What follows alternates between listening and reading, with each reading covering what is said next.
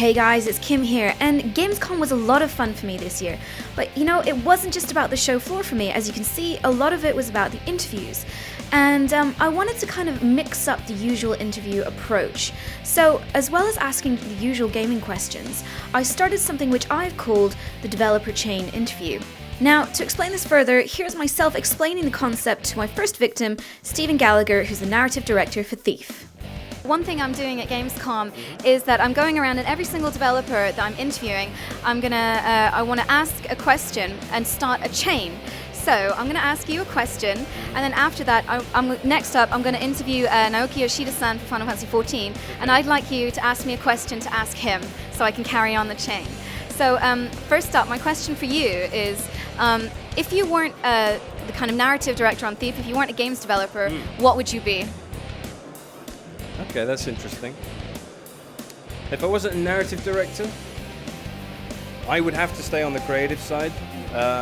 So I think that, but I love my story. I love acting, all right? You've seen me before, so some kind of creative animation-y directory type person. So it's not just telling story. I like to also act and to make the voices and have a lot of energy in the room as well. So I'm a professional storyteller. Fantastic, sounds good to me. And so can you think of a question for me to ask Yoshida-san? It can be about anything. It can be about the game he's working on, his kind of development side of things, or it can be something personal, anything like that. Okay, what would he do to make, you know the big guys in Final Fantasy XIV, nobody ever plays them?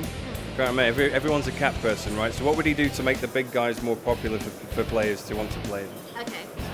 僕はそこプレイヤーが自由に決めればいいと思ってるので、別にルガディンを増やすようにとは考えてないんですよ。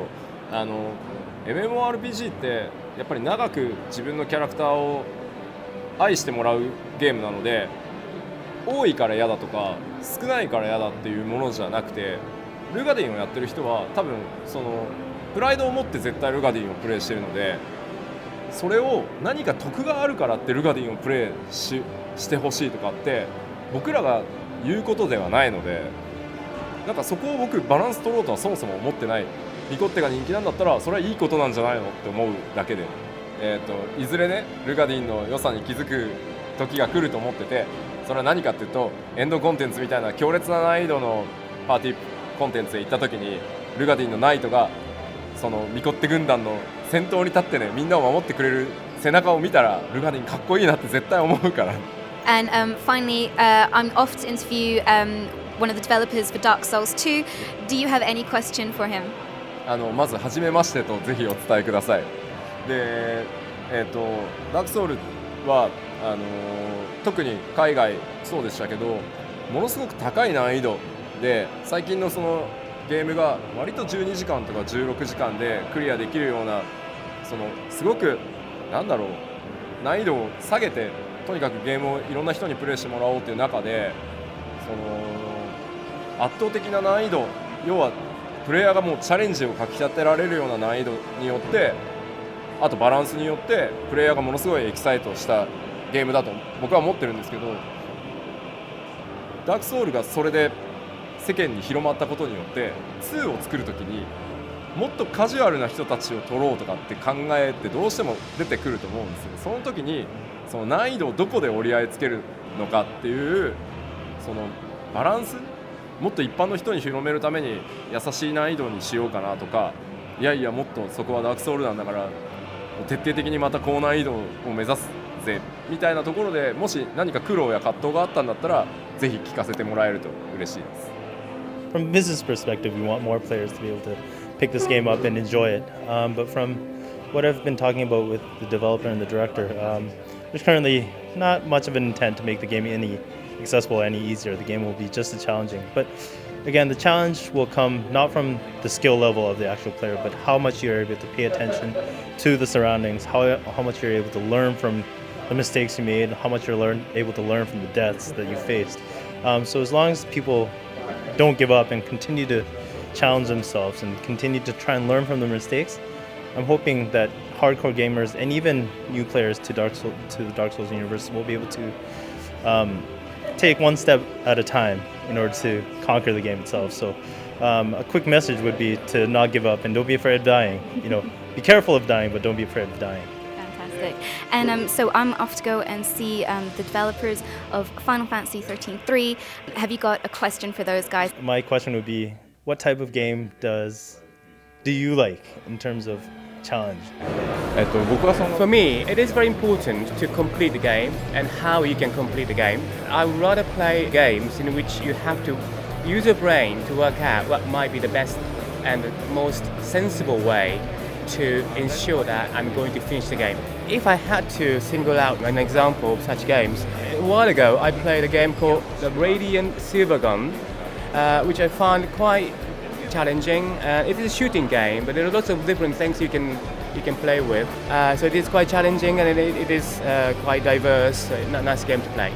So next up, I'm going to go and talk to the developers of Destiny by Activision. And do you have a question for them? Would you be interested in making games in Japan if the linguistic barrier is not the issue? I'd love to go to Japan to make games. In fact, we've got a localization guy that we just brought on board that spent a lot of time over there doing some linguistics and teaching people English. So that would be fun. It'd be a pretty interesting experience. Yeah. And what sort of games would you make? So would you go for like maybe more of the JRPGs or Metal Gear Solid or the beat 'em ups, and that kind of side of things? I lean towards more the RPG. So I have some fond memories of Final Fantasy going back to 2 or 4, depending on where you were when you were playing it. So Hey, well, my formative gaming years. Yeah, well, maybe if you talk to the Final Fantasy guys, they'll hook you up. Maybe they're trying to poach you. So next up, I'm going to go see Call of Duty Ghosts. And do you have a question for those guys? Sure. Are you a cat person or a dog person? I've been a dog person all my life. I've only got one dog now, but in my life I've had 5 different dogs. So definitely a dog person. Fantastic. So next up, I'm going to go and meet the guys who are working on Deus Ex Human Revolution, the director's cut. So do you have a question for those guys? Let's see. Since we're in Europe, I'll ask a European question. Ice or no ice in your drink? What kind of question it is? I don't know. Call of Duty guys, you think they might have something else, but... Is that different for that? I guess I have ice in my... Well, I mostly have beer, so you don't put any ice in the beer. So, but yeah, if I take a soft drink or something, I put ice. Yeah, I think they're a little bit freaked out that if you go for a Coke here, it doesn't have ice in it. So, it's a new territory for them. It's fine. All right. And finally, because you're my last interview for the show, do you have a question for me to close the chain? All right, so I'm going to ask you, what's the silliest game you've enjoyed? So let's laugh a bit about it. At Gamescom or just in general? In the whole life. My whole life. I recently played Ride to Hell Retribution, which is terrible. But not just in a kind of like, it's so bad, it's good, B-movie sort of way. It's just like I don't understand what's going on.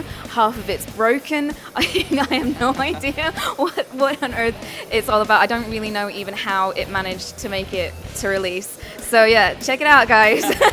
Just happy you didn't say Human Revolution. Oh God, no, I couldn't say that to Adam. All right. Fantastic, thanks so much, Emil. Thank you, man. My pleasure.